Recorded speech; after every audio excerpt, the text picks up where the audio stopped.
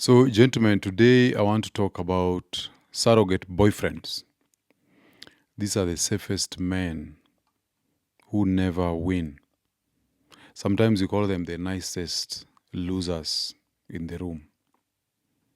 So, here is the uncomfortable truth.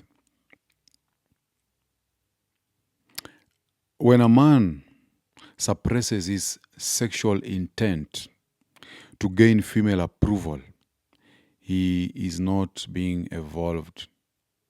He is negotiating against himself.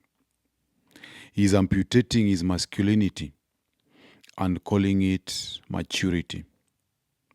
And in an increasingly feminized dating culture, that that rewards emotional compliance over decisive intent, that self-amputation is praised as virtue. But praise is not attraction. Approval is not desire. And comfort is not chemistry. If you do not understand this distinction, you will become what I call the surrogate boyfriend. So I'm going to tell you about the surrogate boyfriend strategy, and I hope my friend Elvis Warutumo will watch this video. Elvis has been a great supporter of this channel, but there are some certain areas where we don't agree when it comes to dating and intersexual dynamics. So I hope he's going to find this useful. So after a recent discussion on the friend zone, a woman argued that not every man who spends time with a woman is friend zoned. She insisted that some men expect nothing sexual and are genuinely just friends. She was correct on one level. Intent matters more than labels. There's a difference between a man who authentically chooses platonic friendships and a man who retreats into friendship because he fears rejection. According to Unplugged, it's not about demonizing friendship. This is not about demonizing friendship. It's about exposing covert strategy.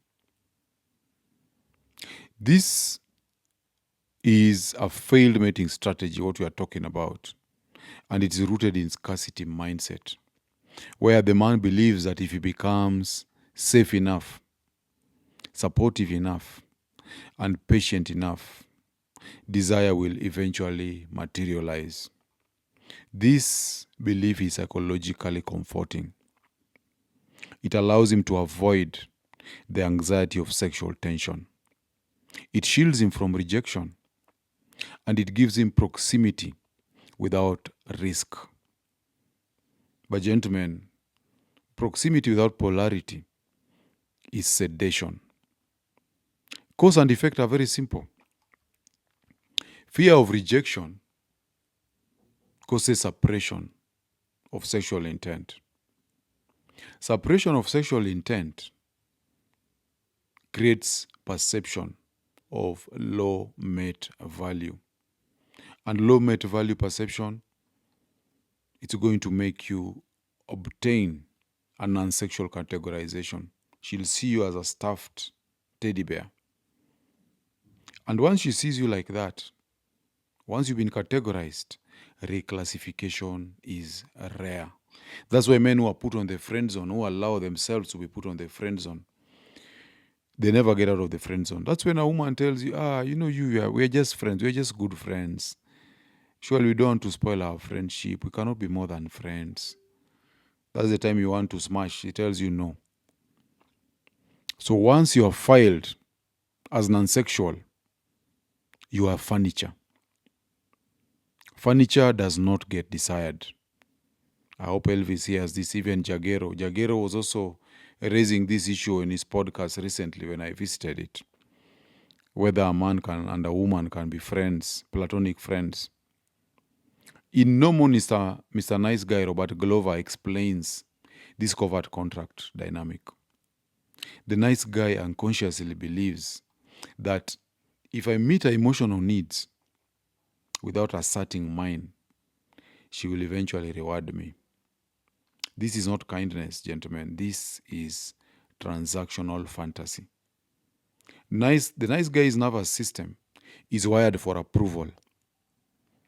Many men are raised in environments where conflict led to punishment or withdrawal of affection. So they learn to regulate safety through pleasing. And this carries on into adulthood. They interpret sexual assertiveness as aggression. They interpret clarity as risk. And they interpret rejection as identity collapse. So they retreat into emotional servitude. They become the late night texter, the therapist, the crisis manager, the unpaid boyfriend. You become the emotional tampon, the person that she can chat into with the late into the night. Someone else is probably clapping those cheeks. In Evolution of Desire, David Bass tells us that female attraction is activated by cues of strength, status potential, decisiveness, confidence, and confidence of sexual nature. So these are costly signals. They imply risk tolerance and self-direction. When you suppress desire to appear harmless, gentlemen, you signal the opposite. You communicate that I am not a contender. I'm here for scraps, the breadcrumbs. I will wait. And waiting is rarely seductive. So let's look at the feminized dating script. Modern culture encourages men to neutralize masculinity. I've talked about this before, where men desexualize themselves. Those who are watching this, you need to look at a book called The Book of Puck. Is it The Book of Pun? The Book of Puck. It talks about embracing your masculinity. So modern culture encourages men to neutralize their masculinity. You're told to be soft, to be endlessly available, to be emotionally fluent before being sexually intentional. Polarity is reframed as toxicity. Direct intent is reframed as pressure. The result is a generation of men who confuse comfort with attraction. But sexual polarity thrives on difference, not sameness. When you position yourself like one of our girlfriends, you remove tension. You dissolve mystery. You become familiar. And familiarity without desire breeds indifference. This is what we call the friendship era, where you mistake emotional access for sexual leverage. The surrogate boyfriend absorbs stress that another man will benefit from. He finances her emotional stability. Another man collects her sexual energy. And then he's invited to her wedding. So why do women tolerate this, gentlemen? And remember, this is not about villainizing women. It's about incentives. From her perspective, the arrangement is efficient. She receives validation, attention, protection, and emotional support without sexual cost. Humans respond to incentives. If you offer boyfriend benefits without asserting masculine intent, you train our nervous system to categorize you as a safe utility. You're a teddy bear, a stuffed teddy bear. Richard Cooper reminds us in Unplugged Alpha that men either set the terms of engagement or accept the terms set for them. Surrogate boyfriends, they accept invisibility in exchange for proximity. That, gentlemen, is not sacrifice. That is self-betrayal. So, let us pause there. If this framework is exposing patterns that you have lived through, you need to pause here and subscribe to the channel Like this video and share it with a man who says that he's just being supportive, like my friend Elvis. Men do not wake up through comfort. They wake up through clarity. And your engagement helps this message to reach men who are currently negotiating themselves into irrelevance. Now let's get back to the lesson. Let's look at rejection versus regret. There's a dividing line between men early in life. One chooses rejection and another one chooses delay or safety. Rejection is sharp but brief, and regret is slow and corrosive. A man who states his intentions and hears no retains his frame. He retains his self-respect. He retains his masculine coherence. And he saves his time. He saves his meat, his money, his energy, his attention, and his time. But a man who waits years hoping to be selected bleeds confidence quietly. What is the psychological consequence of delay? Resentment builds. Bitterness forms. And self-trust erodes. And the most dangerous outcome emerges. You get into what we call learned helplessness. You begin to believe that desire is random, that attraction is unfair, and that women are irrational. Because someone will clap those cheeks as you are busy taking her for dates. In reality, it is you who miscommunicated your value by suppressing it. So don't be afraid of rejection. You need to know your value as a man. That woman that is beautiful and good looking and is a good communicator and comes for dates, you can clap those cheeks.